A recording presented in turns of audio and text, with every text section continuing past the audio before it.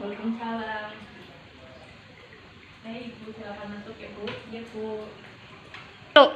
Perkenalkan, saya Bidan Mufa, saya bidan yang bertugas pada pagi hari ini. Dan ibu siapa? Saya dengan Ibu Milen. Usia berapa, Bu? Usia 25 tahun.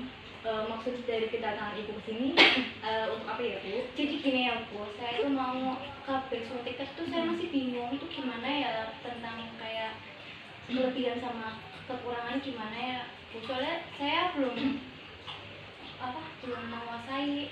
Oh iya, baik Bu. Nanti saya akan menjelaskan ya, Bu. Tapi sebelumnya izinkan saya untuk menutup sambiran terlebih dahulu. Menutup sambiran. Baik Bu, tujuan dari Penkes tentang KB suntik TMPA ini agar Ibu lebih tahu apa itu KB suntik ya Bu, dan keuntungan serta kerugian dari penggunaan KB suntik ini sendiri apa.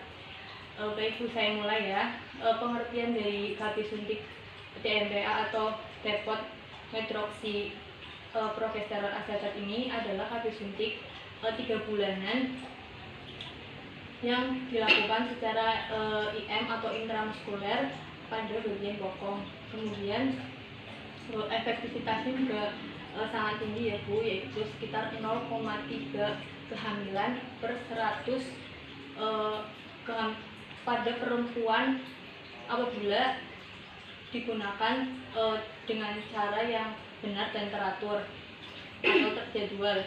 Kemudian selanjutnya ada cara kerjanya Bu. Cara kerjanya itu mencegah ovulasi. Kemudian biasanya lendir serviknya akan menjadi lebih kental dan sedikit.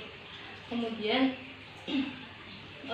dinding endometrium ibu akan menjadi tipis sehingga tidak baik untuk tempat implantasi.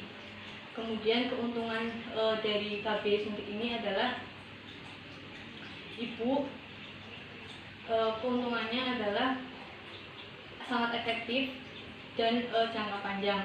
Kemudian tidak mengganggu hubungan seksual. Kemudian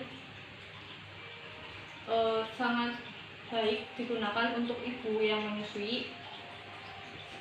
Kemudian tidak mengandung hormon estrogen sehingga tidak berdampak pada kesehatan.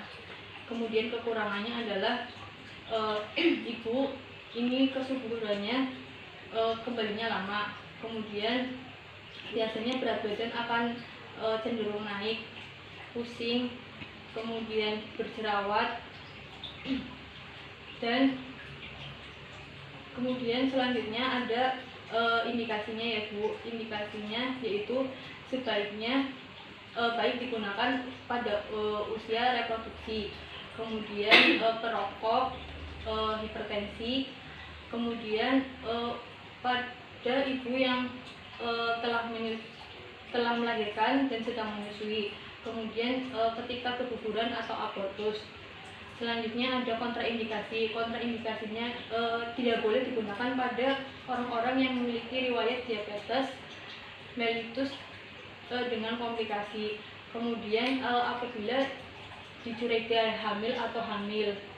Kemudian orang-orang dengan penyakit kanker payudara.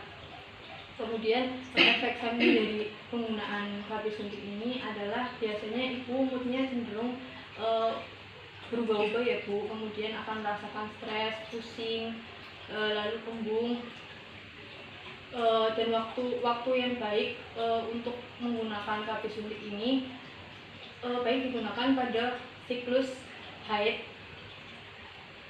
Kemudian hari pertama sampai hari ke-7 dari siklus haid. Dan apabila setelah menggunakan KB suntik ini sebaiknya tidak berhubungan seksual atau bersama-sama ya Bu. Bagaimana Bu? Apakah Ibu sudah paham? Sepertinya saya sudah paham Bu Bidan. Ada yang ditanyakan? Enggak. Baik ya Bu, saya evaluasi ya Bu. Tadi ada keuntungan ya Bu. Keuntungan dari KB suntik ini apa Bu? Yang saya tadi dengar dari Bu Bidan itu yang pertama efektif, yang kedua dapat digunakan dalam jangka panjang, yang ketiga tidak mengganggu hubungan suami istri. Iya baik Bu, berarti Ibu sudah paham ya Bu. Terima kasih Bu Bidan. Bila ada yang dikeluhkan atau